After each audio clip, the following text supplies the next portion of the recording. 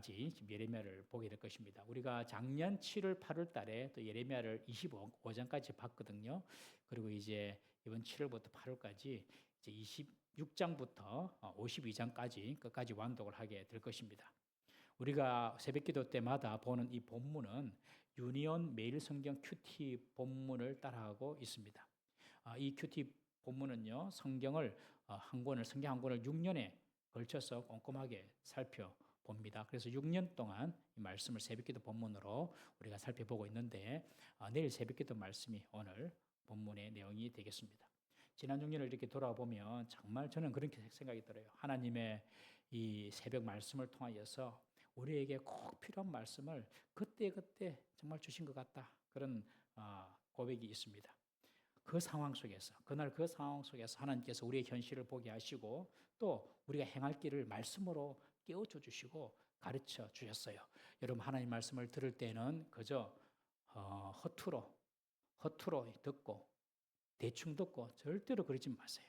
하나님 말씀을 들을 때는 정말 그 말씀이 내가 살아갈 길과 방법과 그리고 내가 살아갈 힘을 공급한다, 이런 믿음을 가지고 하나님 말씀을 대하시고 하나님 말씀을 들으시기를 바랍니다. 우리가 이제 예레미야를 보고 있는데요. 26장부터 지금 이제 오늘 29장 보고 있습니다. 예레미야 주제가 무엇일까? 저는 그 예레미야 주제를 두 가지로 생각합니다. 하나는 회개, 그리고 또 하나는 소망. 회개와 소망. 한번 따라해 보시겠습니까? 회개와 소망. 회개와 소망이 예레미야의 주제다. 저는 그렇게 생각합니다. 회개는요, 우리가 하나님의 뜻에 바로 살지 못했을 때에 받는 그 징계와 고통에서 회복의 길을 제시해 주는 것이 회개고, 소망은 하나님이 그 우리를 향하신 신실하신 그 사랑의 언약을 바탕으로 한 그 하나님의 마음이 바로 소망이다. 회개는 우리가 징계나 고통 가운데 회복으로 돌아가는 길이고, 소망은 하나님께서 그의 사랑하는 백성들을 향하신 그 하나님의 마음이 바탕된 그 하나님의 약속이다. 그렇게 보면 되겠습니다. 그래서 회개는 우리의 몫이고 소망은 하나님의 약속이다. 이 예레미야의 이 회개에 관한 이야기와 이 소망에 관한 이야기가 같이 나오고 있습니다. 특히 오늘 이 본문은요, 예레미야 주제를 잘 드러낸 본문이다. 그렇게 볼 수가 있습니다. 먼저 예레미야 배경을 잠깐 살펴보면, 예레미야는 유다의 16대 왕 요시야 왕 때 예언을 시작을 했습니다. 요시야 왕 13년쯤에 예언을 시작해서 예루살렘이 함락된 마지막 유다의 왕이 누구죠? 시드기야. 예. 시드기야 왕까지. 그러니까 요시야부터 시드기야 왕까지 그때 예루살렘에서 예언을 했던 선지자입니다. 이 요시야 왕이 정말로 이스라엘의 선왕이죠. 이스라엘에 크게 선왕이 세 사람이 있는데, 한 사람이 다윗이고, 다윗 변함없는 선왕이죠. 두 번째 왕이 히스기야고, 그리고 세 번째 왕이 요시야입니다. 요시야는 히스기야의 정손자입니다. 정손자. 이 세 사람이 정말로 이 유다의 선왕인데, 하나님께서 요시야를 통하여서 이스라엘을 새롭게 하고 계획시키는 그런 가운데 이 요시야 왕이 애굽 왕 느고와 머깃도에서 전투를 하다가 그냥 39살에 전사해버립니다. 그냥 좀 꿈을 펼치지 못하고 죽어버려요. 그 뒤로 유다 왕국은 급격히 타락하기 시작합니다. 요시야의 뒤를 이어서 왕이 된 여호아하스를 애굽 이 왕이 바로 폐위시켜버리고 3개월 왕하고 폐위시켜버리고 여호와김을 세웁니다. 여호와김을 세웠다가 여호와김도 여호와김을 세웠는데, 이 여호와김이 계속 이제 친애굽 정책을 펴니까 바벨론 군대가 쳐들어와 가지고 이 여호와김을 폐위하고 그 아들 여호와긴을 왕으로 세우죠. 여호와긴도 친애굽 정책을 펴니까 또 쳐들어와서 여호와긴도 폐위하고 시드기야 잡아가는 거죠. 여호와긴을 이제 여고냐라고도 하는데 잡아가고 이 시드기야를 왕으로 세웁니다. 요시야 왕 이후에 왕이 되었던 여호아하스, 여호와김, 여호와긴, 시드기야는 모두 이 요시야 왕의 혈족이죠. 여호아하스는 그리고 여호와김은 요시야의 아들이고, 여호와긴은 여호와김의 아들 요시야의 손자고, 그리고 마지막 시드기야는 요시야 왕의 동생입니다. 그러니 이 마지막 유다의 이 왕들은 다 요시야 왕이 현재 물론 다 위쪽으로 다 연결이 되지만 요시야 왕과 가까이 있는 왕들이죠. 하나님께서 이 이사야 선지자를 죽인 왕이 있었어요. 그 왕이 누구냐면 므낫세 왕입니다. 유다의 이사야를 죽인 왕이 바로 이 므낫세. 이 므낫세 왕이 남북을 통틀어서 가장 악한 왕이 있는데 이 므낫세가 누구냐면 히스기야의 아들이었어요. 그래서 이 므낫세 왕을 보고 이 히스기야가 자기는 잘했는데 아들 교육을 잘 못했죠. 그래서 이 므낫세 왕 때 하나님께서 결심을 합니다. 무슨 결심을 하냐면은 내가 유다를 멸하겠다. 딱 그렇게 하나님께서 결심을 하세요. 그래서 하나님께서 므낫세 때에 유다를 멸하겠다 말씀하시고 바로 유다를 멸하지 않았어요. 그리고 특별히 요시야 왕을 보고 하나님께서 참고 기다려 주셨습니다. 이 요시야 왕은 므낫세의 손자입니다. 요시야의 할아버지가 바로 이 므낫세입니다. 그러니 이 손자 요시야가 잘하니까 하나님께서 봐주신 거예요. 그리고 또 그 아들들이 일어서는 거 보고도 하나님께서 기다려주고 참아주셨어요.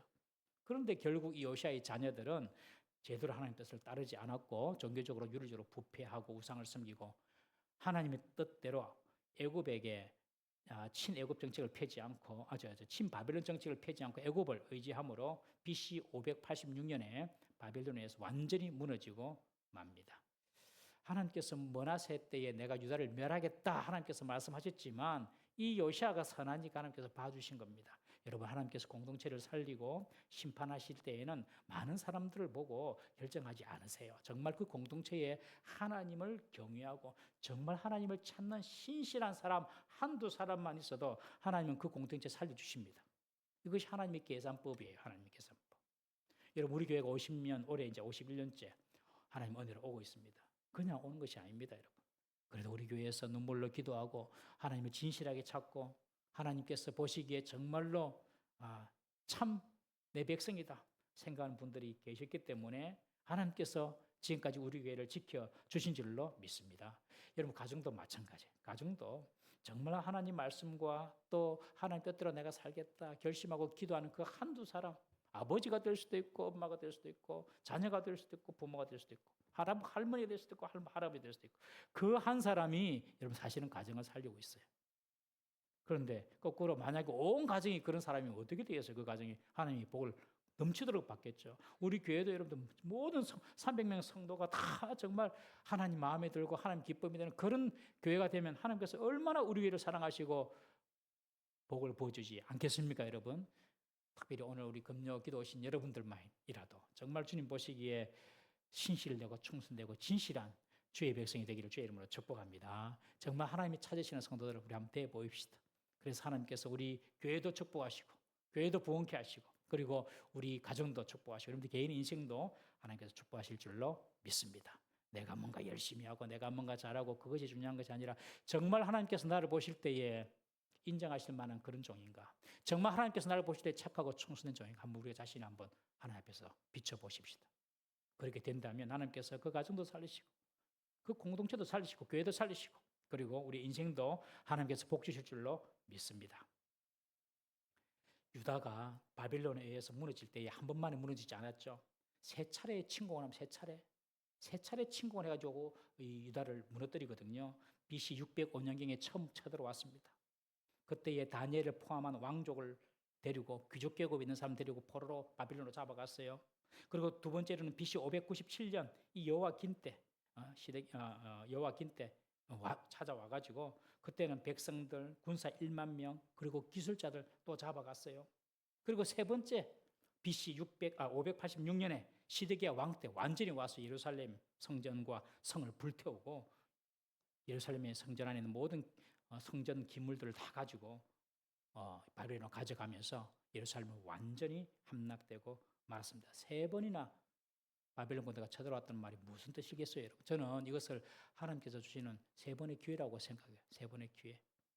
한 번 딱 하나님께서 1차로 바벨론 통하여 쓰실 때 정신 딱 차리고 회개하고 예레미야 말 딱 듣고 순종했으면 2차, 3차 올 필요가 없죠. 그런데 여전히 하나님 말씀대로 순종하지 않고 버티는 거예요.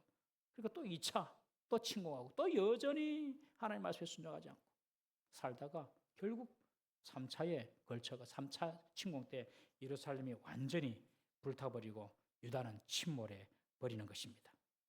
여러분, 하나님은요, 유다 멸망시키는 것이 하나님 뜻이 아닙니다. 하나님 마음도 아니고요. 자꾸 경고 한 번 주고 두 번 주고 이래 합니다. 그런데 그걸 못 들으면 나중에는 멸망하게 되는 것이죠. 우리가 이스라엘 역사를 통하여 뭘 배웁니까? 이스라엘 역사가 중요한 것이 아니라 이스라엘을 통하여 일하시고 행하시고 역사하시는 그 하나님을 배워가기 위한 것입니다. 하나님은요, 그의 백성이 멸망하고 마는 거 원치 않으세요. 징계 주시고 깨닫게 하시고 하십니다. 그때 딱 정신 차리고 회개하고 돌이키면 하나님께서 살 길을 열어주실 줄 믿으시기를 바랍니다. 이스라엘 백성들이 왜 1차, 2차 그렇게 여러 선지자를 하나님께서 보내셨음에도 불구하고 듣지도 않고 그 외국의 침략을 받으면서도 정신을 못 차렸냐? 이스라엘 백성들한테는 어떤 사상이 있었냐면 선민불패다. 선민불패. 성전불패다. 하나님이 계시는 집 성전은 절대로 망하지 않는다. 어떻게 감히 이방인의 말발굽이 군화가 성전을 밟자. 그건 있을 수가 없다. 왜? 성전은 하나님이 계시니까. 절대 불패 성전. 그리고 우리는 하나님께서 택하신 선민이다. 절대 우리는 안 망한다. 선민불패. 여러분, 이런 사상이 이스라엘 백성에게 있었거든요. 어찌 보면 그 좋은 믿음이죠. 좋은 믿음처럼 보여요. 그런데 자신들이 어떠한 사람인지는 스스로에 대해서 관심은 있었지만 거꾸로 하나님이 자신을 어떻게 보시고 하나님이 자신을 어떻게 판단하시고 하나님이 자신들에게 무엇을 원하시는지는 둔감했어요. 내 스스로는 우리는 선민이다. 우리는 안 망한다. 막 그렇게 믿음을 갖고는 있었는데 정말 그것이 하나님이 보시기에 옳은가? 이 하나님의 시각에서 자기를 볼 줄을 몰랐어요. 그러니 예레미야가 와서 이야기하든지 다른 선지자가 와서 이야기하든지 안 듣는 거예요. 우리는 그냥 안 망한다. 절대 하나님 계시는데 그냥 혼자 그냥 자기들 잘못된 선민 사상에 빠져 있었던 것입니다. 여러분, 우리들도 이스라엘처럼 하나님의 뜻과 상관없는 신앙으로 살아갈 수가 있습니다. 내 예수 믿는데 뭐 잘 되겠지 뭐. 그냥 적당하게 낙관주의에 빠지는 거 아주 조심해야 됩니다, 여러분. 아주 조심해야 돼요. 근거 없는 낙관주의, 이거는 하나님의 뜻이 절대로 아니거든요. 우리가 예레미야서를 공부하면서 하나님에 대한 지식과 해안이 열리기를 축복합니다. 내가 생각하는 내가 아닌 하나님 나를 어떻게 보실까? 하나님이 나를 어떻게 생각하실까? 여러분, 그 하나님의 관점을 발견할 수 있는 시간 되기를 주의 이름으로 축복합니다. 오늘 이 본문 말씀은요, 오늘 본문에 기록된 대로 유배지에 이미 바벨론 포로로 가 있는 그 포로들에게 하나님께서 예레미야를 통하여 주신 편지라고 볼 수가 있습니다. 유배지에 있는 이 사람들에게 쓴 편지예요. 한 2차 정도 지금 된 것 같습니다. 2차 정도 포로 잡혀가가지고 지금 있는 그 사람들한테 쓴 편지입니다. 내용은요, 바벨론에서 살 때에 어떻게 살아라. 바벨론에서 이렇게 살아라. 앞으로 70년 바벨론 포로로 살 것인데 어떻게 살아야 될지 그 삶의 지침을 오늘 본문에 이야기해주고 있습니다. 오늘 이 편지는요, 정말 오늘을 살아가는 우리에게 주시는 이 말씀이다 보면 돼요. 정말 오늘을 살아가는 우리 성도들의 그런 삶의 형편과 바벨론 포로로 끌려갔던 그 유대 백성의 생활이 너무 닮았어요. 완전한 이스라엘 귀환을 위해서 70년을 그들이 기다려야 했듯이 우리는 예수님의 재림으로 임할 완전한 하나님 나라, 우리가 지금 기대하고 있잖아요. 하나님 나라, 예수님 재림하시면 하나님 나라가 임하는데 그 시간까지 우리는 어떻게 살아야 하는지 그 어떤 삶의 모범을 우리 오늘 이 말씀을 통하여 배울 수가 있습니다. 여러분, 우리는 어떻게 주님 오실 때까지 어떻게 살아야 되겠습니까? 그것이 바로 오늘 이스라엘 백성들이 바벨론 포로를 마치고 예루살렘을 돌아가기 전까지 바벨론에서 어떻게 살아야 할지 그것과 똑같다는 거예요. 첫 번째는요, 현실의 삶에 최선을 다하는 삶을 살아가는 것입니다. 우리 5절, 6절 말씀 한번 다 같이 읽어보겠습니다. 시작. 너희는 집을 짓고 거기에 살며 텃밭을 만들고 그 열매를 먹으라. 아내를 맞이하여 자녀를 낳으며 너희 아들이 아내를 맞이하며 너희 딸이 남편을 맞아 그들로 자녀를 낳게 하여 너희가 거기에서 번성하고 줄어들지 않게 하라. 그곳에서 어디입니까? 바벨론 나라에서 사로잡혀간 그 바벨론 나라에서 집 짓고 살아라. 과수원도 만들고 생활터를 마련하고 잘 먹고 잘 살도록 노력해라. 결혼도 해라. 남자들은 결혼도 하고 여자들도 결혼도 하고 아이도 낳도록 하고 자녀들이 번성하도록 해라. 지금 바벨론 침략국에 지금 포로로 잡혀와 있습니다. 그 나라에서 잘 먹고 잘 살아라 그렇게 말합니다. 지금 이게 조금 이해가 되십니까, 여러분? 지금 유배지에 끌려가 있는 이스라엘 백성들에게 너희들이 지금 유배지에 끌려왔으니 독립투쟁을 하든지 그것도 안 되면 그냥 혀 깨물고 자살해 죽든지 이런 말하면 조금 이해가 되겠는데 잘 먹고 잘 살아라. 사업도 크게 벌려라. 결혼도 해라. 자녀도 낳아라. 최선을 다해서 잘 살아라. 지금 그 이야기 하고 있는 거예요. 지금 예루살렘에서 이 바벨론 포로로 잡혀와가지고 사는 이 유대인들의 유일한 관심사는 뭐겠습니까? 빨리 되는 대로 조속하게 예루살렘으로 귀환한 것 아니겠습니까? 빨리 돌아가는 것. 이 하나님도 계시지 않는 이 이방 시인들이 통치하는 이 세상 속에서 사는 것보다 빨리 내가 돌아가야 되겠다. 그게 그들의 어떤 열망이잖아요. 오히려 이 바벨론 땅에서 잘 먹고 잘 살고 뿌리 내리고 사는 것은요, 배교 행위처럼 보입니다. 배교 행위. 오히려 매국노처럼 보이고요. 그래요. 그런데 하나님은 그렇게 살아라. 그래서 하나님의 백성의 영향력이 끊어지지 않도록 그 바벨론 땅에서 살아라. 여러분, 우리가 주님 오실 때까지 우리는 이 땅에서 하나님의 백성의 영향력이 펼쳐지도록 최선을 다해서 일도 열심히 하고 가정도 잘 만들고 자녀들도 순풍순풍 많이 낳고 그래가지고 정말로 이 땅에서 하나님의 백성이 끊이지 않도록 우리는 노력해야 될 줄로 믿습니다. 실제로 바벨론 시대에 다니엘이 총리를 지내면서 세계의 앞날을 예언하지 않았습니까? 바벨론의 총리가 바로 이 다니엘이었어요. 만약에 여러분들 일본 시대 때에 우리가 일본에 어떤 사람이 일본에 높은 고유 관직이 있다 그러면 여러분들 뭐라고 하시겠어요? 저 매국노 그래 안 하겠어요? 그런데 바벨론은 그랬어요. 저기 다니엘은 그랬어요. 그러면서 미래 일을 세계 일을 예언하고 아주 그 바벨론 나라를 그리고 그의 백성들을 유대 백성들에게 유익하게 잘 통치를 했겠죠. 페르시아의 에스더 여왕도 보십시오. 에스더가 여왕이 되었기 때문에 페르시아에서 유다 민족이 몰살될 뻔했지만 유대 민족을 살리지 않았습니까, 여러분?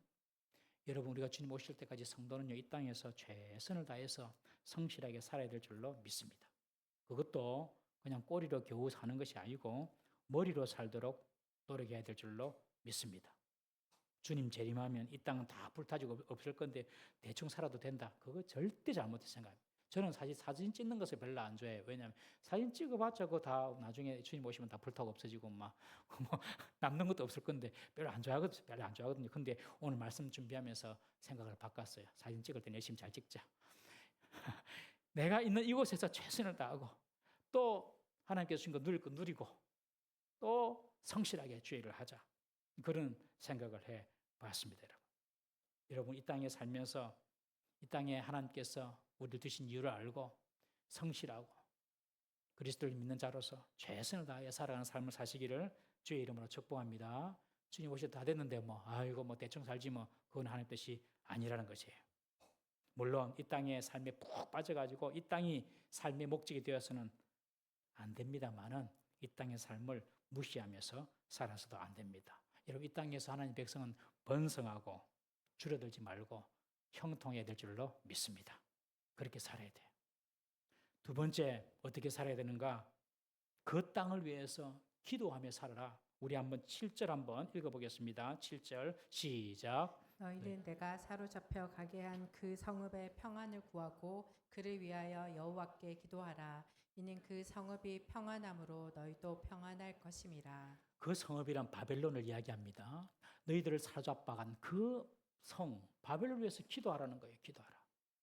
유배지의 성읍인 바벨을 위하여 평안을 구하고 그 성읍을 위해서 여호와께 기도하라.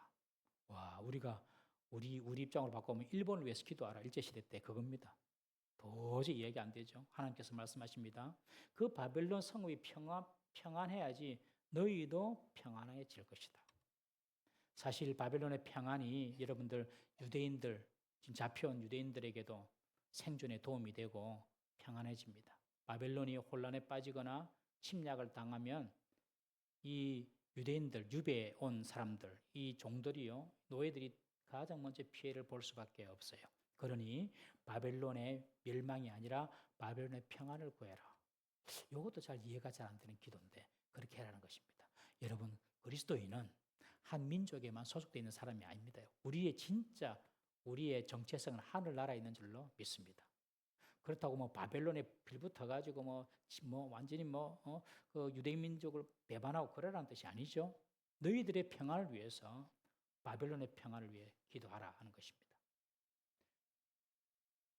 참 아이러니하고 이해하기 힘들지만 우리 자신 너희들의 삶의 안정과 평안을 위해서 기도하라. 우리가 그렇게 해야 되는 것이죠. 여러분 실제로 우리나라가 일본의 지배하에 있을 때 한번 보십시오. 일본이 태평양 전쟁을 일으켜가지고 나라가 혼란스러울 때 누가 피해를 많이 봤습니까? 여러분 일본 사람요. 예, 일본 사람도 피해 좀 봤죠. 우리가 더 많이 봤습니다. 위안부 그리고 강제징용, 히로시마 원폭 피해의 조선인이 더 많아요. 여러분. 우리가 피해를 더 많이 보는. 친일을 하라는 그런 의미가 아닙니다. 우리 민족이 평안하게 살 수 있도록 지배하는 나라를 위해서 기도해야 한다는 것입니다. 여러분 지금 미국을 위해서 우리가 기도해야 될 거 아닐까요? 해야 되죠. 그러니까 중국을 위해서도 기도해야 되고 러시아를 위해서도 기도해야 되고 우리가 다 세계를 위해서 기도해야 돼요. 왜냐하면 너무 이렇게 잘 이렇게 연결되어 있는 지금 국제 정세이기 때문에 이런 나라를 위해서 우리는 또 기도해야 됩니다. 특별히 우리는 우리 나라를 위해서 끊임없이 기도해야 될 줄로 믿습니다. 우리 디모데전서 2장 2절 말씀 한번 읽어보겠습니다. 시작. 임금들과 높은 지위에 있는 모든 사람을 위하여 하라. 이는 우리가 모든 경건과 단정함으로 고요하고 평안한 생활을 하려 함이라. 임금들이 누굽니까? 예, 로마 임금들입니다. 높은 지휘관 위에 있는 사람들, 로마 황제입니다. 여러분 지금 로마가 이스라엘을 이렇게 통치하고 있을 때에 바로 이 바울이 디모데에게 쓴 편지예요. 너희들을 통치하고 있는 로마를 위해서 기도하라. 그래야지 너희들이 고요하고 평안한 신앙생활을 할 수 있다. 여러분 세상이요 전쟁과 기근과 자연재해로 몸살을 알아도 우리가 우리나라와 민족을 위해서 기도할 때에 우리 시대에 평안함이 있을 줄 믿으시기를 바랍니다. 우리가 우리나라를 위해서 기도해야 돼요. 미국을 위해서도 기도해야 되고. 지금 북한이 핵 위협으로 핵거리고 있잖아요. 막 핵을 뭐 어떻게 한다고. 그러나 여러분들 이 나라에 기도하는 주님의 백성들이 이 나라를 위해서 기도하면 주님께서 이 나라의 안전을 지켜주실 줄 믿으시기를 바랍니다. 그래서 나라와 민족을 위해서 기도하는 것이 중요합니다. 우리가 평안히 하나님을 섬길 수 있도록. 특히 오늘날은 보면 정말로 오늘날은 보면 너무 이거 극우극자가 나눠져 있어요. 옛날에는 좀 우편이 좀 많아서 우편이 좀. 요새는 너무 좌편이 많아요. 좌편이 많아요. 공산주의 세력, 종교다원주의, 동성연애 사상 이런 것들이 물밀듯이 지금 들이닥치고 있습니다. 이런 반성경적이고 비진리적인 물결에 이 나라가 침몰당하지 않도록 우리 교회가 깨어서 기도해야 될 줄로 믿습니다. 오늘날 보면요, 교회라는 이름을 내걸고 목사님이라는 분들이 나와가지고 동성연애 그거 해도 된다. 그러고요. 그리고 아주 공산주의를 찬양하는 그런 어떤 이야기도 하고요. 종교다원주의 꼭 교회 아니라도 어느 종교를 믿어도 구원받을 수 있다. 이런 식으로 교회도 지금 그렇게 변하고 있어요. 멸망에 가정한 것이 거룩한 곳에 서거든 그때 종말이라고 이미 말씀하셨잖아요, 여러분들. 그러니까 교회 안에서 아유 괜찮아요, 동성애도 괜찮아요. 우리가 그런 사람들 다 사람은 죄인 용서해 하고 품어야 되죠. 그러나 죄는 다르잖아요. 그런 식으로 막 강단에서 이야기가 이제 흘러나오고 있다는 것이죠. 지금 실제로 그런 시대가 되고 있습니다. 그러나 여러분 정말 하나님을 사랑하고 말씀을 사랑하는 우리 건강한 성도와 건강한 교회가 나라와 민족을 위해 기도하면 주님께서 그 시대에 하나님께서 안정과 평안을 주실 줄로 믿으시기를 바랍니다. 그래서 기도해라. 나라와 민족을 위해서. 너희들을 압제하고 있는 나라를 위해서도 기도하라. 왜? 너희들이 고요하고 평안한 신앙생활을 할 수 있도록. 그래서 우리는 이 나라와 민족을 위해서 끊임없이 기도해야 될 줄로 믿습니다. 세 번째는 미혹에 주의하는 삶을 살아가는 것입니다. 거짓 선지자, 점쟁이들 이런 가르침에 현혹되지 마라. 우리 8절부터 우리 10절까지 한번 읽어보겠습니다. 시작. 만군의 여호와 이스라엘의 하나님께서 이와 같이 말하노라. 너희 중에 있는 선지자들에게와 점쟁이에게 미혹되지 말며 너희가 꾼 꿈도 고지 듣고 믿지 말라. 내가 그들을 보내지도 아니하였어도 그들이 내 이름으로 거짓을 예언함이라. 여호와의 말씀이니라.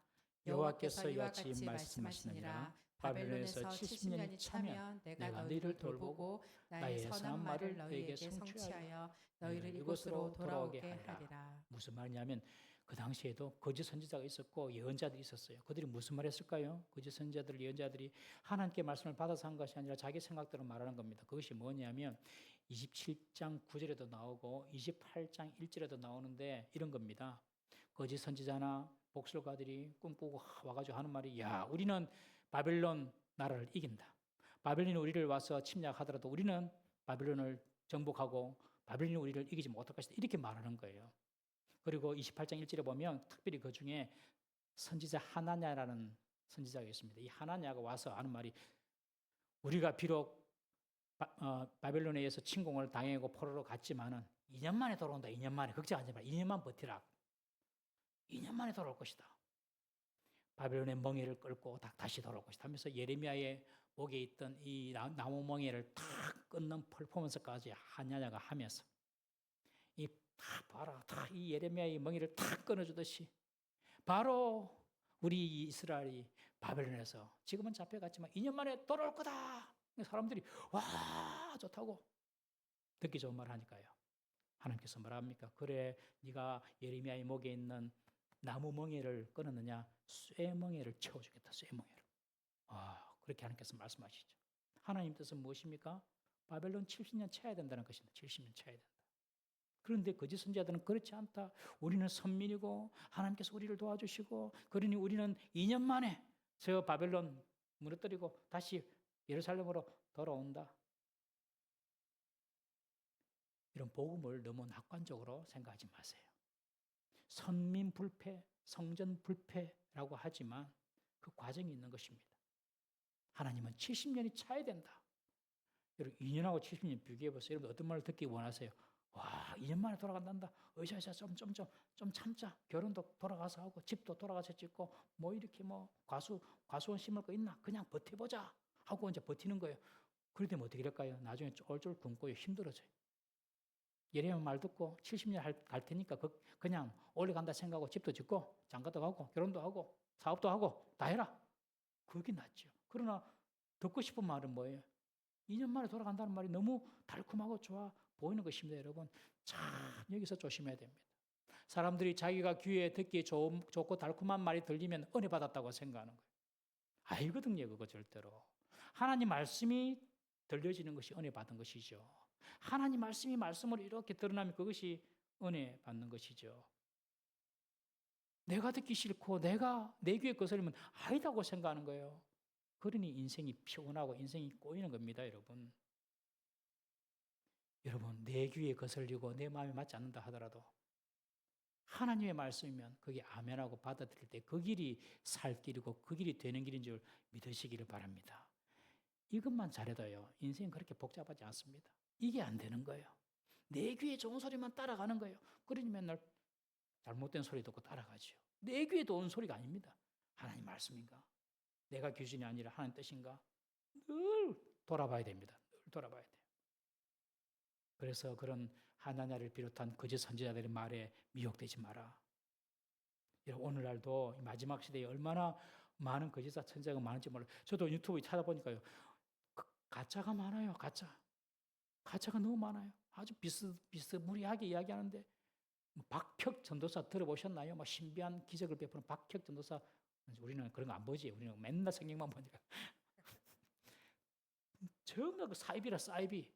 그 친구가 저기 한양대학교가 한양대학교죠. 연극영화과를 연극 영화과를 졸업했는데 완전히 쇼한 내가 볼 때는 쇼예요, 쇼. 근데 막 안전벨가 일어나고 막 변호자가 낳고 이러니까 사람들이 눈이 동그래가지고 다 연출된 확률이 많아요, 그런 것들은. 근데 겉으로 들은 그 신비한 능력을 하니까 저게 뭐가 있는갑다 하고 그냥 유튜브 보고 눈에 빠져가지고 와, 이게 뭐가 있는갑. 유튜브 보지 마세요. 그냥 말씀 보세요, 말씀. 가짜가 너무 많아요, 여러분들. 또 어떤 사람은 자기의 꿈을 꿨다고 신비한 경험, 내가 이런 신비한 경험을 했는다면서 막 그걸 진리처럼 이야기합니다. 여러분, 꿈을 통하여서 하나님께서 우리에게 사인을 주시기도 합니다. 저도 그런 경험이 있고 다 아마 그런 경험 있을 거예요. 그렇다 꿈을 완전히 믿으면 안 돼요. 꿈은 하나님 말씀이 아닙니다, 여러분. 99개 맞다가 1개 틀릴 수 있어요. 그러면 그냥 쫄딱 망하는 거예요. 그냥 참고로만 하세요. 꿈은 참고로만. 하나님 말씀을 붙잡아야 될 줄로 믿습니다. 말씀만이 정확무하고 틀림이 없는 것입니다, 여러분. 눈에 보이는 신비한 현상 믿지 마세요. 마귀는요, 광명한 천사로도 둔갑할 수 있어요, 여러분. 그런 거 믿지 마세요, 제발. 뭐가 신비한 누가 기도했는데 금리빨이 아니 뭐지? 아말감이 금리빨이 됐다더라. 그런 게 있나? 신기해요, 그게. So what? 그래서 어쨌다는 거예요. 그런 거로 사람들이 희롱한다니까요. 하나님 만드시려면 아말감으로 금리빨 만들 것이 아니라 그 생리빨로 만들어주지 왜 그 금리빨을 만들어. 참 이재록 됩니까? 저 만민중앙교회 이재록 목사가 설교를 하면 하늘에서 금가루가 떨어진다. 금가루가. 실제로 금가루가 떨어져요. 알고 보니까 저보다 뒤에서 뿌리고 있어. 금가루를. 지금 감옥에서 성추행으로 감옥에 있다가 죽었잖아요. 죽었어요. 감옥에서. 얼마나 이 마지막 시대에 악한 영들이 사람들 미혹하게 하는지 몰라요, 여러분들. 목사 말도 듣지 말고 장로 말도 듣지 말고 하나님 말씀만 딱 들으세요. 하나님 말씀만 딱 들으세요. 어디서 누가 좀 신비한 행위를 하더라, 뭐가 아픈 사람 나았더라, 막 그러면 그게 진리가 있는 줄 알고 여러분들 정말로 기본이 안 돼 있는 거죠. 거짓 선지자들, 꿈꾸는 자들, 마술하는 자들 그런 거 다 믿지 마라. 맞는 것도 있을 수 있어요. 그런데 그거 따라다가 가보면 아는 것이 꼭 있다니까요, 여러분들. 내가 믿고 싶은 소리만 믿고 따라하고 싶은 것만 따라가면요, 반드시 낭패를 당하고 실패합니다. 인생 허비합니다, 인생 허비. 우리 옛날에 코로나 때 얼마나 그게 있었어요. 백신 맞으면 안 된다. 저는 백신 2차 맞았어요. 2차 맞고 코로나 걸렸어요. 이제 안 갈란다. 그래가지고 안 가요. 그다음부터 안 맞았어요. 임상실험 최소한 10년 이상 해야 되거든요. 그거 하려고. 근데 지금 1, 2년 만에 만들어낸 거니까 좀 온전하겠어요. 그래서 그런 것도 있어 안 맞았어요. 그래가 코로나 3번 걸렸잖아요. 3번. 그러고 나니까 겁날 게 없죠. 그런데 백신 맞으면은 거기 안에 나노칩 들어가가지고 우리 뇌를 지배해가지고 나중에 사탄의 종이 된다. 이상한 그런 어떤 유언비를 만들어 솔깃 하고 재밌잖아요. 그런 거 재밌잖아요. 또 학석 박사가 이런 사람들이 막 이야기하니까 권위가 있는 사람이 이야기하니까 권위 있는 사람 여러분들 다 거기서 겁니다, 여러분들. 사람은 다 거기서 거예요. 그래가지고 말세가 가까이 왔다. 종말이 가까웠다. 이렇게 임박한 종말을 가리키는 데가 얼마나 많습니까, 여러분? 세상이 전쟁이 많죠. 지진도 일어나죠. 기근이 일어나죠. 곧 종말이다. 이러면서 사람들을 미혹합니다. 여러분, 그러나 마태복음에 예수님 말합니다. 이것은 재난의 시작이니라. 모든 세계 사람들이 딱 볼 수 있도록 하나님께서 딱 보여주시는 거죠. 지금은 모든 사람이 보고 있잖아요, 지금. 하나님께서 모든 사람들이 보도록 다 하는 거예요. 예수님의 마지막 재림은요, 저 구석에서 일어난 일이 아닙니다, 여러분. 그냥 모든 사람이 보게 하는 거예요. 코로나 터지면서, 전쟁이 일어나면서, 곡물 가격 하면서, 근데 하나님은 그 가운데 사는 백성 지켜주세요, 여러분들. 그걸 믿으세요. 3분의 1이 죽어도 하나님 그 백성 지켜주세요. 그러니까 곧 세상이 종말이 임했다고 사람들 미혹합니다. 그러면서 지금 다른 교회들은 전부 다 자고 있다. 이걸 모르고 있다. 종말은 맞죠. 지금 종말 이미 시작이 됐어요.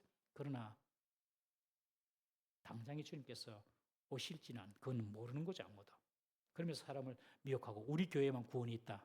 완전 종교 사기 집단. 다 그런데 빠지는 사람들이 있지 않습니까? 여러분 분명히 드리고 싶은 말씀은요. 세상 종말을 준비하기 전에 우리 개인적인 종말을 준비하십시오. 언제 내게 찾아올지 모르는 그 인생의 종말을 준비해야 됩니다. 세상 종말을 준비하기 전에 언제 내게 찾아올지 모르는 인생의 종말을 준비해야 됩니다. 매일매일 그렇게 살아야 됩니다. 매일매일.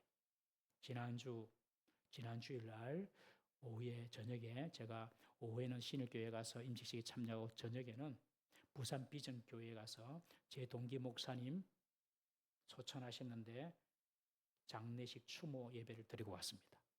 제가 동기 회장이거든요.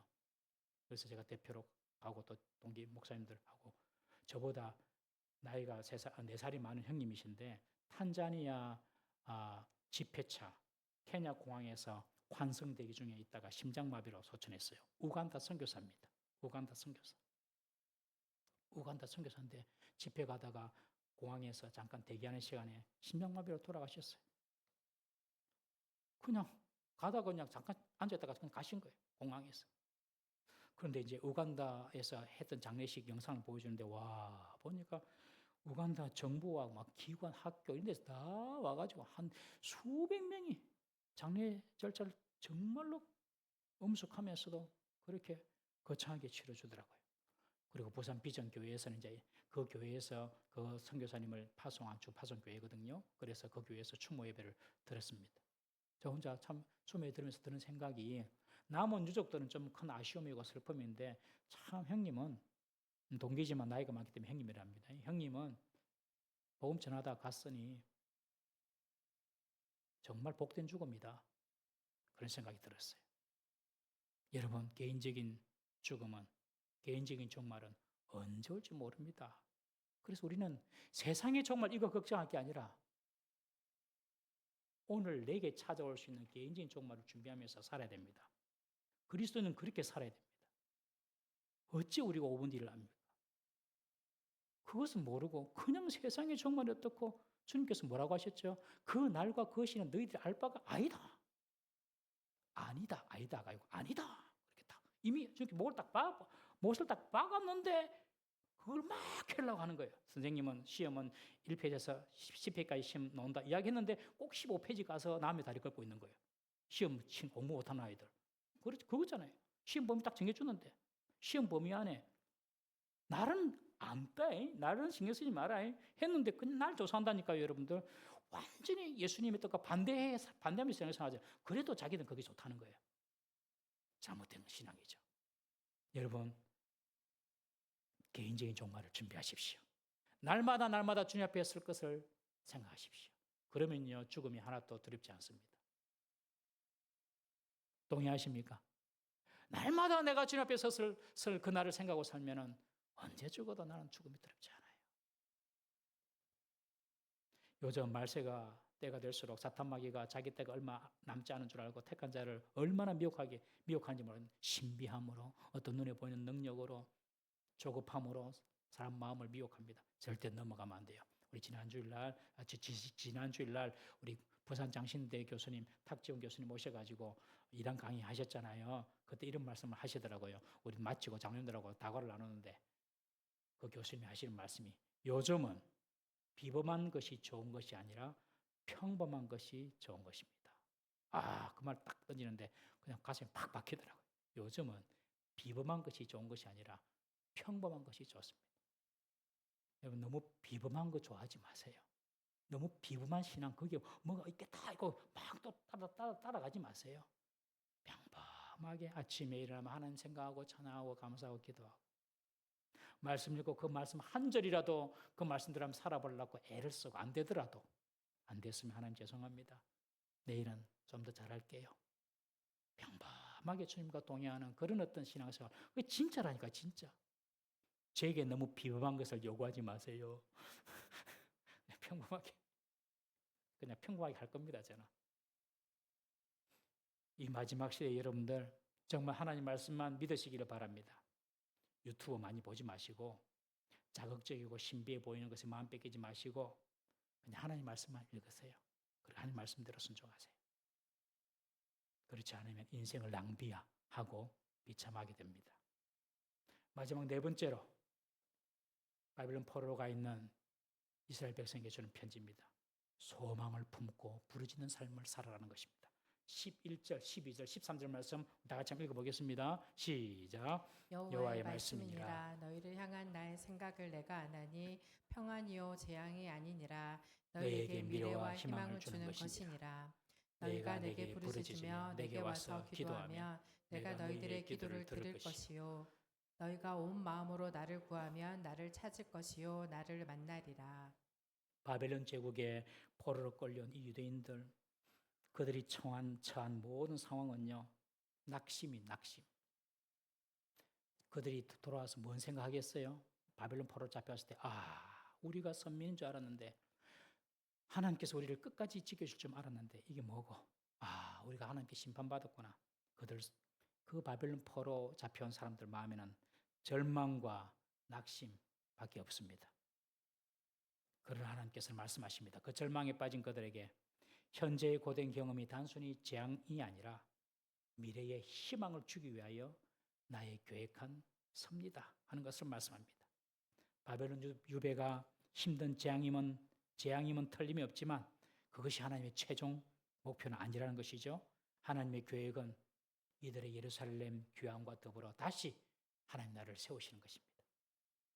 유다에게 70년 포로 시간이 있지만 그 포로 시간은 끝이 날 것이고 그리고 하나님께서 그들에게 소망을 부어줄 것이다. 그러니 포로로 잡혀와 있다고 하더라도 모든 꿈과 모든 희망이 다 사그라지고 사라진 것처럼 보인다 할지라도 내가 너희를 향한 생각은 재앙이 아니라 평안이요 너희 장래에 희망, 소망을 주는 것이다. 그러므로 낙심하지 말고 부르짖어 기도해라. 여러분, 내가 선민이다. 나는 하나님의 사람이다. 그래서 너무 낙관하지도 말고 그렇다고 지금 당하는 어려움과 고난 때문에 너무 낙심하지도 말고 낙심도 낙관도 다 하나님의 백성이 살아가는 방법이 아닙니다. 우리는 소망을 품고 하나님께 부르짖고 기도하는 것입니다. 그것이 하나님의 백성이 오늘 살아가는 우리의 삶의 태도가 되어야 될 줄로 믿습니다. 예레미야 33장 3절에 그렇게 말씀하시죠. 너는 내게 부르짖으라. 내가 내게 응답하겠고 네가 알지 못하는 크고 비밀한 일을 또 은밀한 일을 네게 보이리라. 바벨론 포로로 가 있는 자들에게 편지 보내면서 낙심하지 마라. 너희들이 낙관해가지고 지금 포로로 잡혀와 있는데 그렇다고 낙심도 하지 마라. 너희를 향한 나의 생각은 재앙이 아니다. 그러므로 부르짖으며 간절하게 기도해라.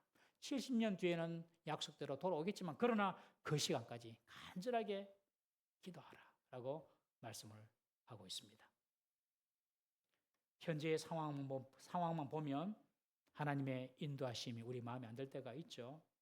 여러분의 상황이 왜 하나님께서 그러실까? 이해가 안 될 때도 있습니다. 그럴 때에는 하나님의 본심을 이해해야 됩니다. 하나님께서 우리를 향하신 본심은 재앙이 아닙니다. 믿으시기 바랍니다. 심판을 주시는 분이 아닙니다.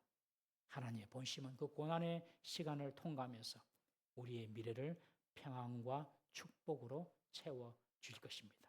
그 사실을 믿고 낙심하지 말고 부르짖으며 기도하라는 것입니다. 예수 믿는 것을 너무 낙관적으로 여기지도 말고 그렇다고 상황이 힘들고 어렵다고 해서 너무 낙심하지도 말고 먼 미래에 주님께서 반드시 우리에게 소망을 주실 것을 믿고 그리고 주님께서 우리를 새롭게 일으켜 주실 것을 확신하고 이 땅에서 낙관도 아니고 낙심도 아니고 기도하는 삶, 부르짖는 삶, 말씀대로 순종하는 삶 그런 삶을 살아라. 그것이 오늘 예레미야를 통하여 바벨론 포로로 가 있는 유대인들에게 주는 편지의 내용입니다. 그 내용은 오늘 이 땅을 살아가는 저와 여러분들에게 주시는 하나님의 교훈인 줄로 믿습니다. 우리가 주님께서 이 땅에 오셔서 완전한 주님의 나라가 이루어지기까지 현세의 삶에 최선을 다하며 사는 것입니다. 직장에서도 열심히 일하고 돈도 열심히 잘 벌고 학생들은 열심히 공부하고 가정도 이루고 그리고 사업하며 번성하고 번창하면서 사십시오. 그리고 이 나라 이 민족이 평안하도록 기도해야 됩니다. 동시에 거짓 선지자들과 예레미야의 달콤한 말에 늘 깨어서 주의하고 장래의 소망을 품고 자신의 연약함을 인정하며 하나님께 부르짖는 삶을 살아라. 여러분, 오늘 여러분의 삶보다도 내일, 1년 뒤, 10년 뒤의 미래가 더 복될 줄 믿으시기를 바랍니다. 그 일을 위하여 기도해야 됩니다. 부르짖으며 기도해. 오늘 본문에 보면 부르짖으며 기도해라. 우리 고시는 좀 부르짖고 막 그렇게 기도하는 거 좀 점잖지 않게 생각하는데 성경에 부르짖으며 기도해라고 했으니 부르짖으며 기도 한번 해봅시다. 동의하시면 아멘. 정말로 부르짖으며 기도해 보십시다. 특별히 금요기도만큼이라도 뭐 새벽기도에도 다른 사람들 방해되면 조금 조심해야 되지만 금요기도만큼 부르짖을 수 있잖아요. 너는 내게 부르짖으라. 내가 내게 응답하겠고 네가 알지 못하는 크고 은밀한 일을 비밀한 일을 네게 보이라 약속하셨으니 우리 주님 오실 때까지 부르짖는 기도 감당하는 저 여러분 되기를 주의 이름으로 축복합니다. 다 같이 한번 이 시간 기도